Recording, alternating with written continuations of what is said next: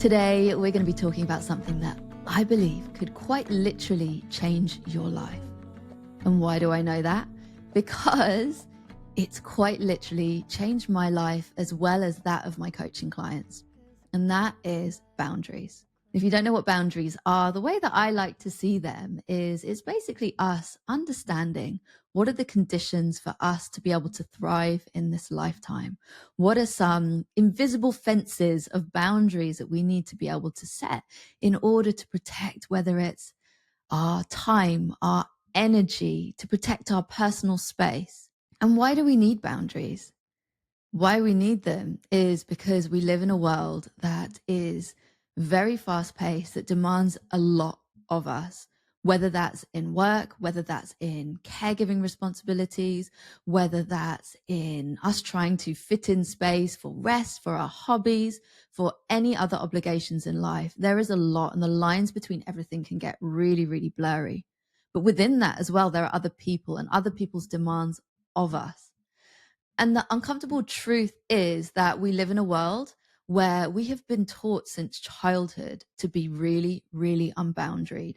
When I look at my path, I take it all the way back to my childhood to school. If I think about in school where you're on that agenda of lesson to lesson to lesson, whether you feel tired or not. I remember at school, it was the days before we had water bottles carried around with us as a norm. And even from that perspective of not being able to go and get a drink or not being able to have a snack when I felt like my blood sugar was falling and my stomach was grumbling. All of this teaches us to be on someone else's clock, to be a good worker, to just keep going. And equally, that perspective around keeping going when we are, for example, sick is something that I witnessed started in my childhood. And that's continued all the way through, particularly my corporate career, my 14-year career from when I came out of university, went straight into the music industry, then into advertising, then into a global sport. All the way through that, I was really, really unboundaried. But actually, when I look at myself in that, I'd never been taught or had it properly modeled to be able to say, hey, I need to stop now. I can't take on this extra project. I don't have the bandwidth for this. So as a result, I'd been conditioned to just say, yep, okay, keep going, people please. Let's take it all on to the detriment of myself. And the reality for me was that when I was at the tail end of my career, in my final year in Formula One, I actually realized that I have hypothyroid. And that diagnosis really shone a spotlight of the impacts of not being fully rested, of pushing myself to the edge, of the burnout that I'd felt throughout my career at different stages. And outside of when I'd really pushed myself to the edge of burnout, actually just a general feeling of being perma exhausted throughout the week. But also outside of that, there's relationships. When I look to relationships where I'd been dominated by another personality, whether that was in former boyfriends of the past, whether that was in friendships, there was a lot where I'd just been unboundaried and not feeling confident, not even actually thinking, I need to voice what I need right now, and I need to just do that no matter what. So if you're sat here thinking, oh my goodness, I don't have many boundaries, or I've got big things that I need to fix here, you are not alone. I'm still on my journey. I see it as lifelong, to just constantly be bringing gentle awareness in to really understand, what do I need in this moment? What do I need in this day, in this week, in this season of my life, in order for me to thrive? And I'm always unearthing new boundaries that need to be set and need to be communicated. So let's dive into, what are boundaries and why do they matter? I want you to think of boundaries as the agreements that you set with the world, simply about what is and isn't okay for you. These are personal to you, and there are some boundaries that will be around our safety, what makes us feel safe in this moment. But there are also boundaries that will be around, what are the conditions on top of that in order for us to really, really thrive. And for us, I always say it's about curating a life in which we can thrive. And I see that as like a director in an art gallery curating what's going on the walls. We have choices in our life.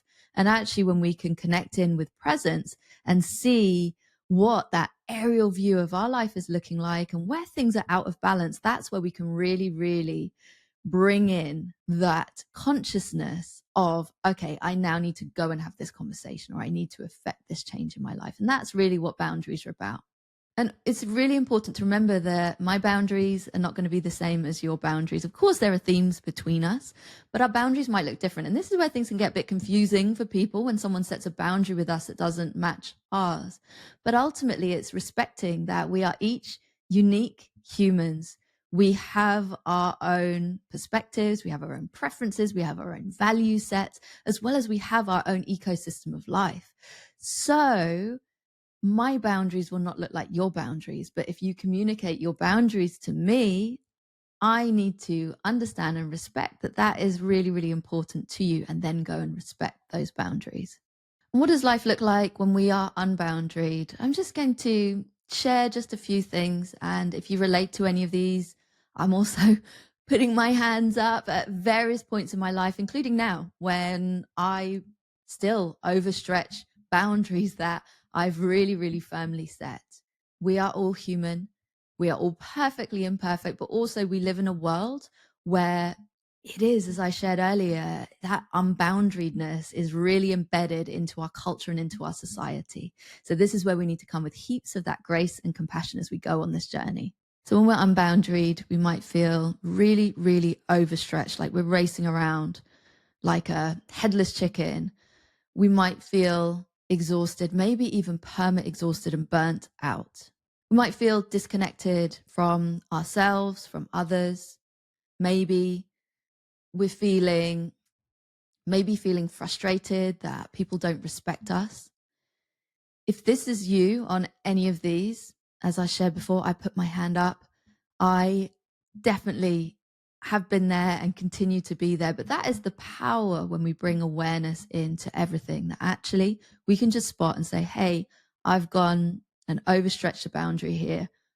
How can I counterbalance? What does that look like? And actually, in my experience, what I found is that, yes, there are some people who are terrible when you set boundaries with them. Either they get triggered or they ignore them. But ultimately, that's going to show you the people who maybe you want to let go of in life. But I found that there's a whole heap in the majority of respect when it comes to boundaries, including actually when I work with clients who are in the corporate space when it comes to their work and communicating boundaries with their bosses.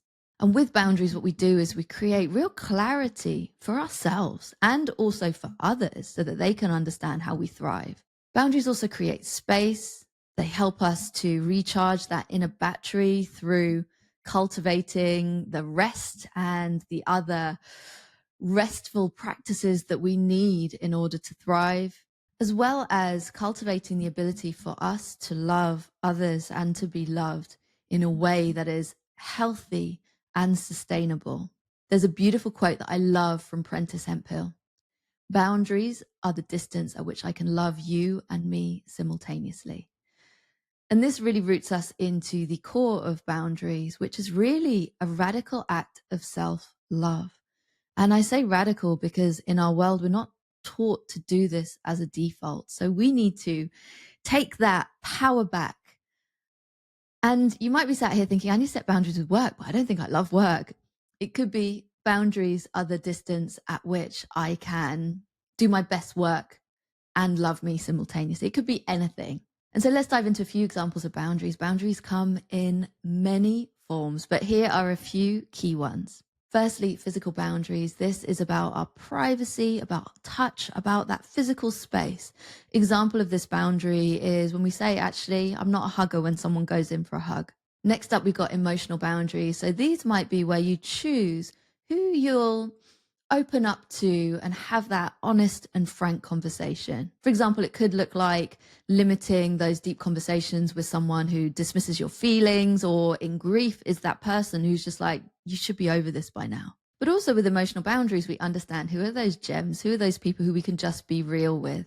And this is really, really important as well, because boundaries aren't just about closing ourselves off. It's also understanding who in our orbit are the people who we would then reach out to in those moments. Then we got time and personal boundaries. So these are respecting your own time commitments. And it might be saying that, my clients all love this, the sacred no.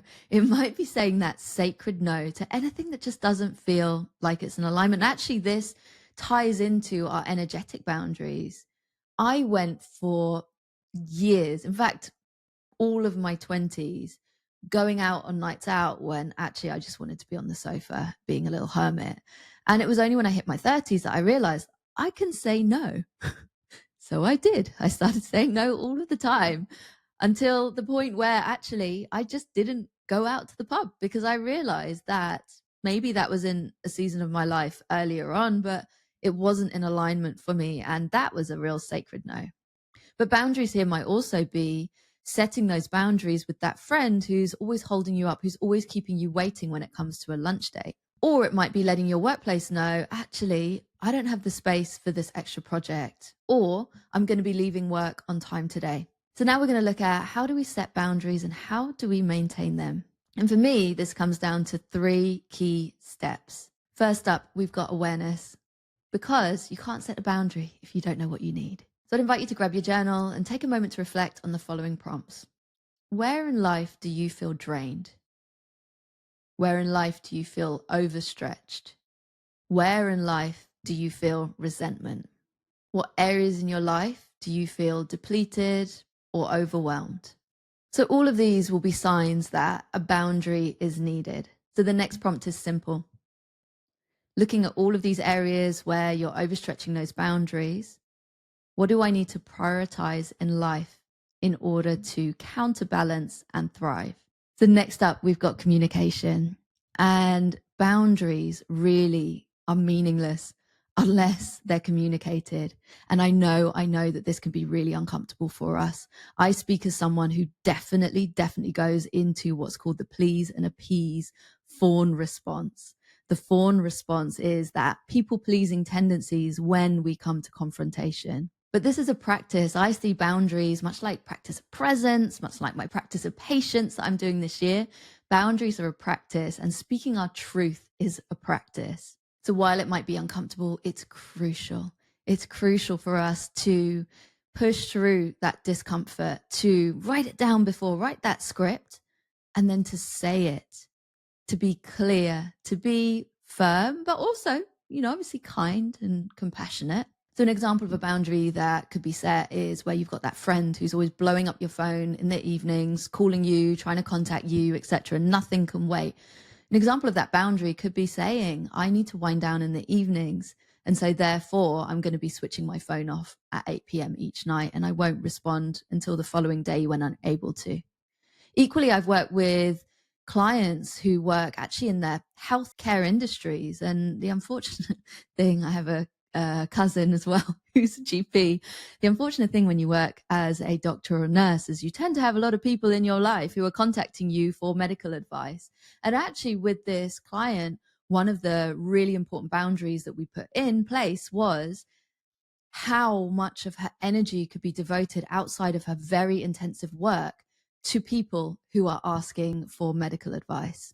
So communicate it, push through it. And also if you need, get an accountability buddy to help you to be able to just keep going back if you've got that resistance. Me as a coach, that's me. I'm the accountability buddy for all of my clients. And actually just having a friend to be able to say, do you know what?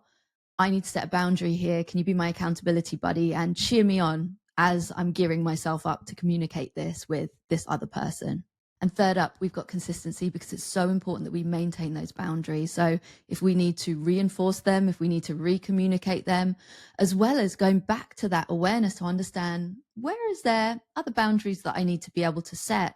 Or where are there those people in my life or those situations, for example, a company that I work for, where they are never going to respect those boundaries. And therefore, for me, that's going to have to be a let go, a death of that relationship or of that job in that company. And like I shared, boundaries are a practice. So the more that you reinforce them, the more comfortable it gets, the more that we expand our comfort zone to be able to see actually boundaries aren't that scary. When we set them, there's a lot of people who do respect them and we reap the rewards. So the more we practice it, the more benefits that we see and the more that we can move forwards with it feeling ever more comfortable. And so my final thoughts in this episode is just simple, that boundaries really are that act of self-love. It's something that we should all have been taught when we were young, but we weren't. But there is no time like the present to start bringing them in, to start relearning how we can center ourselves. Because what boundaries do is they create the space for what truly matters the most in this life, for relationships that nourish us rather than deplete us.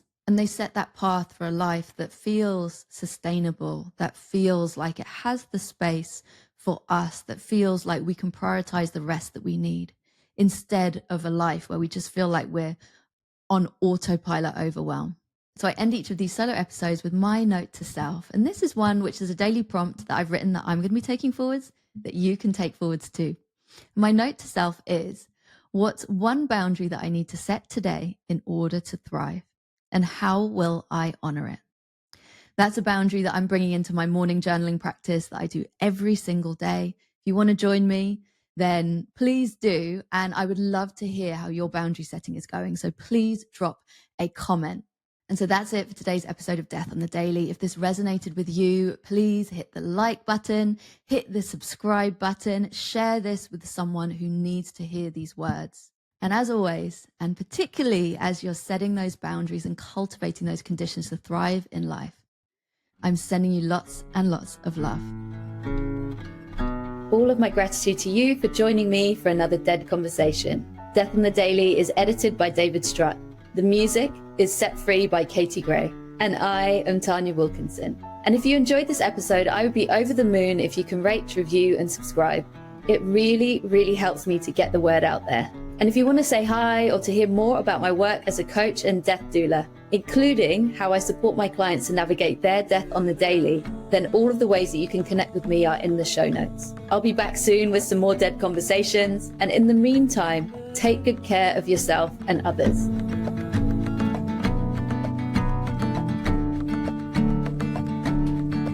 There's a cold fire, there's a crossfire, and there's something inside,